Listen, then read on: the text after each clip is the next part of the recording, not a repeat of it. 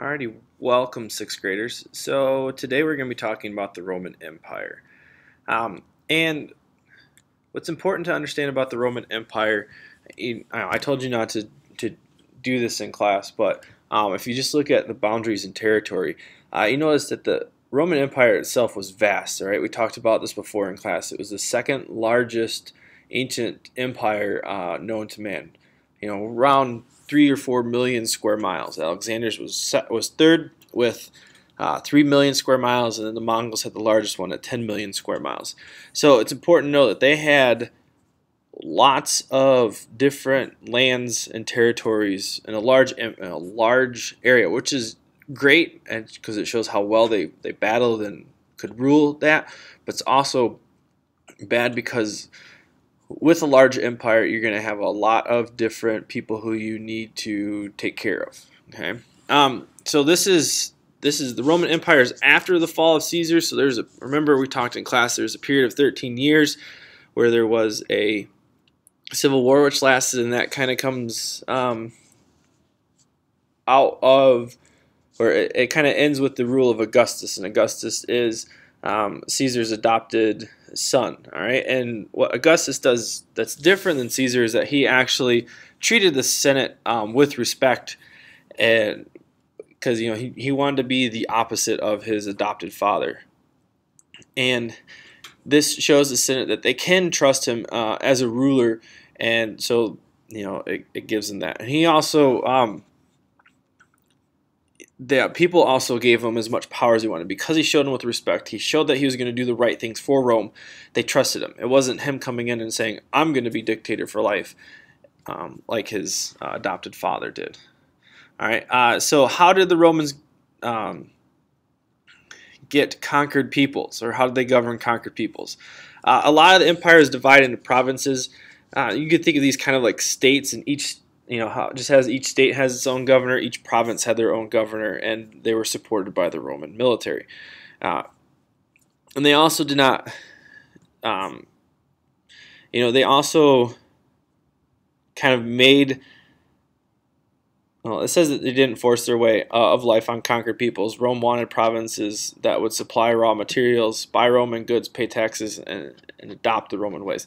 So they didn't necessarily force their ways upon people. It was highly encouraged, though. And when we get to our studies of Christianity, you can see there's going to be a big difference there, but that big difference deals mainly with religion. And most of these areas that they were conquering, the religion was the same. It was a polytheistic religion. So just as the Greeks adopted, or just as the Romans adopted Greek gods, the Romans would expect that you would adopt their gods as well, since they're both polytheistic and most of them are kind of aligned with each other as well. All right. So why? So what are some of the things that happen through here? Is quite possibly some of the best and worst of Roman emperors come about. Some of them were Caligula and Nero. Nero is known for setting Rome afire and watching it burn from his palace. So we could talk more about them in class, but just know they treated the people poorly. They treated the empire poorly. There's a lot of weird things that happen with those two. Then finally we have this period that we call the Five Good Emperors, and as it says here, standardized laws throughout the empire, recognized the army, encouraged learning. They did everything that they possibly could to reestablish all the pitfalls of Caligula and Nero. And the last of the good one was Marcus Aurelius, who chose his son Commodus to follow him. And that could be good or bad. We'll find out here. But for the main part, you just understand that, with each emperor in Rome, each one focused on different tasks of trying to, what they thought would improve the empire. Some of them, like Caligula and Nero, did things that upset a lot of people. And because it upset a lot of people, a lot of those people rebelled. And then you have the Five Good Emperors, and they do what they can to kind of get everything back, calm down to normal, get it back to the prosperous way of Roman life. All right, and as mentioned before, Greek. There's a huge, heavily heavy Greek influence in Rome. And you see that with Egypt influenced Greece, Greece influenced Rome. A lot of the major civilizations influence each other, just as our civilization has influences of Greek, Roman, Egyptian, Arabic, lots of different cultures that you can find within our own society. Okay, and their two main points there is that the Roman adopted the Greek religion and heroes. Most of them are the same people, they just have different names. And then also, they use their ideas to build things. The Greeks are more known for making sure everything was beautiful in that way, while the Romans were more focused on advancing the Greek ideas. So, if it's a house, they might copy the Greek idea of a house, but then take it another step or two further to make it better. And that's one of the things we always talk about in sixth grade is innovation, right? And so the Romans were innovating what the Greeks had started upon and taking it to the next level. All right. Oops. So then architecture and technology.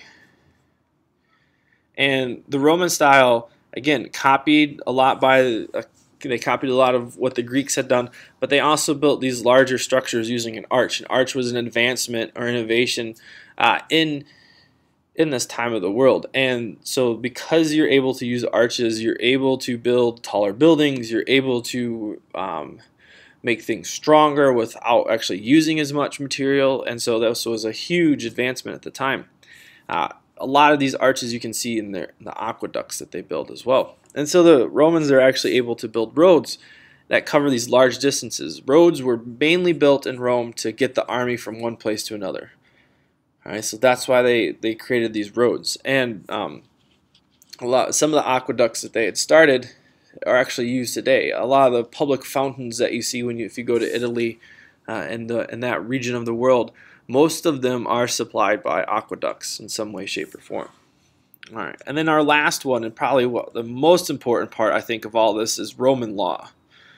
Okay, and with Roman law, you have kind of a lot of the belief of what's going to be happening with our current world. All right, so there are two emperors, Cicero and Justinian.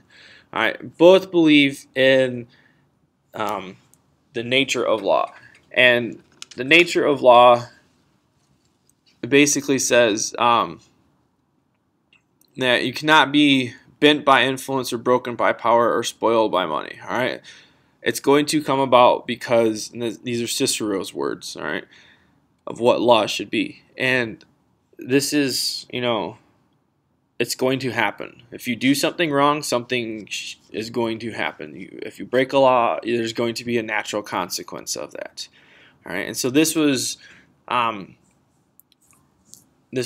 of reaffirming the laws that Rome once had, but now didn't because of different emperors. And so these two emperors, one of them, Cicero was a senator, and then Justinian was the emperor, but they wanted to make sure that these laws were steadfast and that Rome got back to its glory time again, because it had fallen down a little bit in here. And so a lot of the laws or ideas of justice are of our basic system of laws today. For instance, in the lesson it talks about a person has the right to face their accuser. All right, that is one of our laws that we have today. Also, you're not guilty until proven guilty. Another one of our laws today. And, these are just examples of what Justinian and the Romans had started in the later parts of the empire that still that can be found today in what we do. So there is an influence of Rome still today that exists, in the year 2014. All right. If you have any questions, feel free to bring them to class, and we'll digest this information a little bit more.